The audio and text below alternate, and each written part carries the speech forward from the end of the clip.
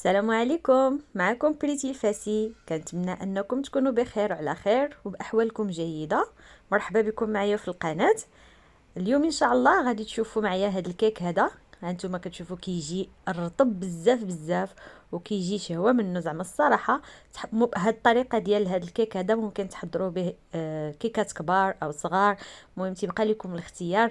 انا اليوم حضرتها لكم على هاد الشكل هكا كتجي غزاله. نتمنى انكم تشاهدوا الفيديو وتجربوها وتردوا عليا علاش لا.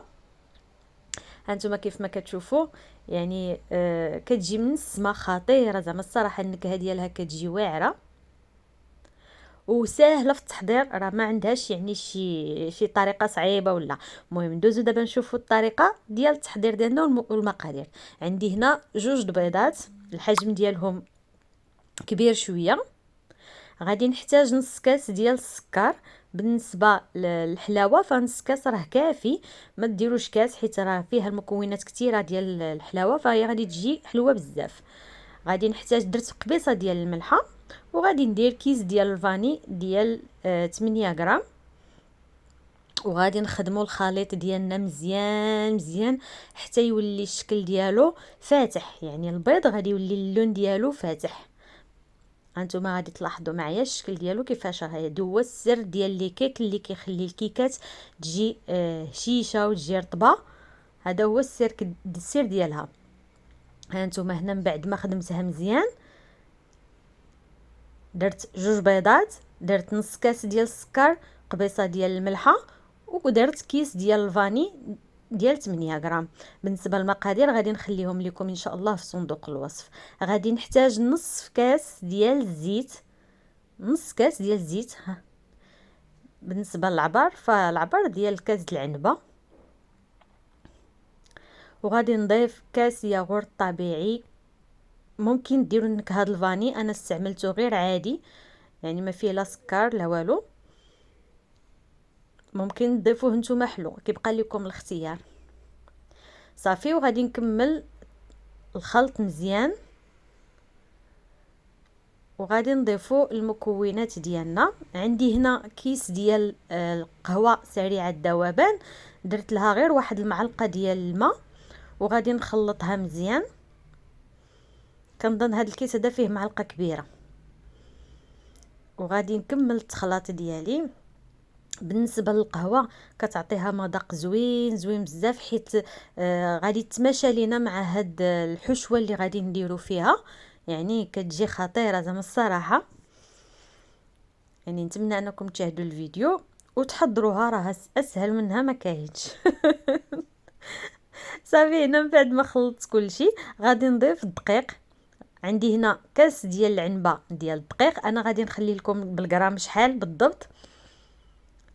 وغادي نغربلوه. حاولوا انكم ما تضيفوش الدقيق كميه كثيره حيت حنا المكونات السائله ما عندناش بزاف، يعني عندنا غير نص كاس ديال الزيت، وعندنا الياغورت فهو يعني ما نحسبوش من السوائل حيت الكيكه ما تجيش تجي خفيفه، يعني ما تجيش تجي خفيفه بزاف بالسوائل. نتمنى تكونوا فهمتوني. هنا غادي نضيف جوج اكياس ديال الخميره ديال الحلويات 15 غرام. اللي عندكم ديال 7 غرام ممكن تستعملوا جوج بحال بحال. صافي هنا غادي نكمل التخلاط ديالي وغادي نشوفوا الشكل ديال العجين واش غيكون خفيف ولا غيكون هو هذاك. هنا قبل ما نخلط نسيت ما درتش الحامض، يعني غادي نضيف واحد المعلقه كبيره ديال عصير الحامض. ممكنش متوفر عندكم ممكن تعوضوه بالخل. صافي غادي نخلط مزيان.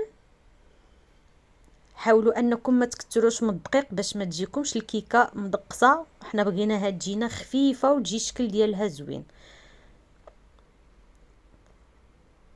هنا غادي نزيد واحد المعلقه اخرى ديال الدقيق. غادي نضيف غير معلقه كبيره.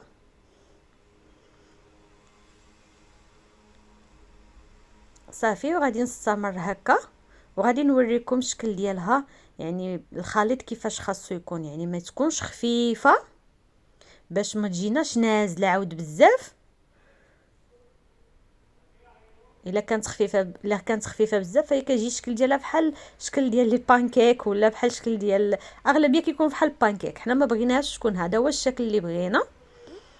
على خليط خاصو يكون على هذا القوام هذا. انا هنا خليت عندي 2 كيسان، فاستعملت من هذا الكاس غير معلقه واحده. صافي غادي ناخذ المول ديالي. انا ناكد لكم على الخليط خاصو يكون على هذا الشكل، حيت راه غادي يزيد على ما ندهنوا المول وكذا فهو كيزيد يعقد شويه.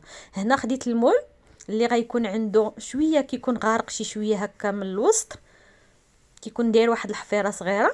غادي ندهنوا بالزبده، ضروري الزبده هو اللي كيعطي ديك اللون الزوين للكيك ديالنا بصراحه احسن من الزيت. وحتى حتى المول كيخرج لينا الكيكه زوينه، يعني ما كتلصق ما والو. دهنت المول مزيان بالزبده وضفت ليها شويه ديال الدقيق، ويعني قديته مزيان على المول. صافي وخويت الكيكه ديالنا على هذا الشكل، والفران عندي سخون على درجه الحراره 180. غادي نخليوها غير واحد شويه، ندخلوا الكيكه ديالنا واحد شويه وغادي نقصوا ليها البوطه على 170. المهم كل سيده والفرن ديالها. انا كنطيب الكيكه من الفوق ومن التحت، يعني كنشعل دقه واحده الفران وكنخليها كطيب، راه ما كتعطلش بزاف، يعني تقريبا واحد 20 دقيقه كتكون واجده عادي لما كنقل. المهم دائما نتوما كل سيده والفرن ديالها. هنا من بعد ما طابت هذا هو الشكل ديالها. ها نتوما كيف كتشوفوا باقا سخونه.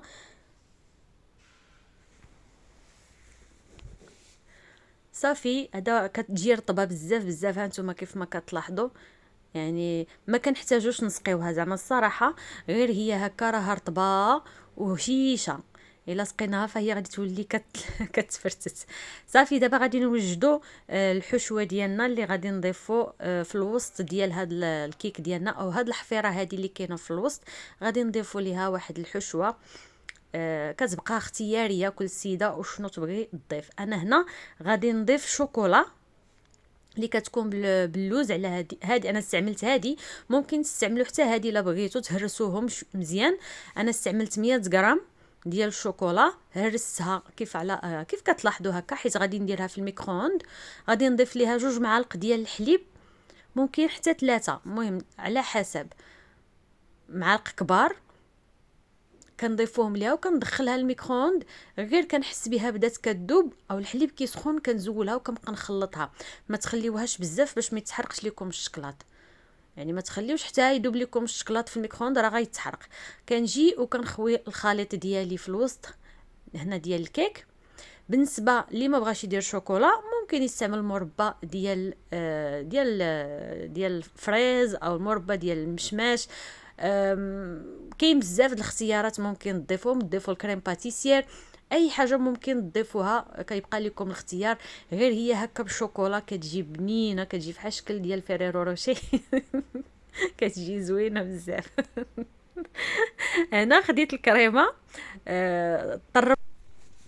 بالنسبه للكريم انا خديت هنا الكريمه السائله اللي كتكون خاصه بالتطراب او بالحلوه. خديت 200 مليلتر، ضفت ليها 2 معالق ديال فيلادلفيا او جبن كريمي، وطربتها مزيان. وما تنساوش السكر بالنسبه على حسب الكريم واش حلوه ولا لا، كذلك كيبقى على حسب الذوق ديالكم. كنطربها مزيان وصافي وكنزين بها. من بعد خديت واحد شويه من الكريمه وضفت ليه شوكولا ديال الدهن وكملت التطراب ديالها. كتعطيني هذا الشكل هكا، كتجي بحال شكل ديال كريمه شوكولا صافي كنبقى نزينو هكا هنايا بالكيك ديالنا. زين كيبقى غير اختياري، او ممكن ديروه اللي بغيتو. غير حنا غادي نزوقوها من الفوق، فهي واش الشكل ديالها ما غاديش يجي باين بزاف. هنا خديت الفويتين. المهم كاين اي حاجه عندكم في الدار ممكن تزينوا بها، ممكن ديروا حبيبات ديال الشوكولا، ممكن ديروا القرقاع اللي تيكون محمص شي شويه كتحكوه، او اللوز كذلك محمص كتحكوه. تيبقى لكم الاختيار في التزيين ديالها. المهم هي تجربوا هاد الكيكه كتجي زوينه بزاف هكا الكوتي د العشيه، حتى الوليدات كتعجبهم يعني. والطريقه ديالها زعما صراحه سهله. منين كنوجدوها كنخليوها كتبرد في الثلاجه باش ديك الشوكولا كيبرد، وحتى الكريمه وكتعطي واحد المذاق زوين ملي كتكون بارده وشاده راسها مزيان. صافي هذا هو الشكل ديال الكيكه ديالنا، كتجي غزاله زعما الصراحه. بالنسبه لا بغيتو تحضروهم على شكل فردي حتى هما ممكن ديروهم على شكل كاب كيك، ولا ممكن ديروهم في ديك لي مول اللي تيكونوا صغارين بحال هذا المول هذا كبير وهو كيكونوا صغارين فرديين. انا غادي نوريكم الشكل ديالها وكتنوعوه بهم. ممكن ديروا ديال المربى، ممكن تشكلوا فيهم. انا غادي نوريكم الشكل ديالهم حتى هما كيجيو زويونين فرديين. هانتوما كيجيو على هذا الشكل هكا. حتى لي مول ديال لي طاخت حتى هما كيجيو زويونين. المهم تيبقى لكم الاختيار تنوعوا فيها وشكلوها كيف ما بغيتوا. المهم انا عطيتكم غير الفكره. نتمنى الفيديو ديال اليوم ينال الاعجاب ديالكم، ولا عجبكم ما تنساوش تخليو لايك على الفيديو وتبارطاجيوها مع الاصدقاء ديالكم والحباب. وشكرا لكم على الدعم ديالكم وعلى المشاهده ديالكم. خليتكم على خير. السلام عليكم.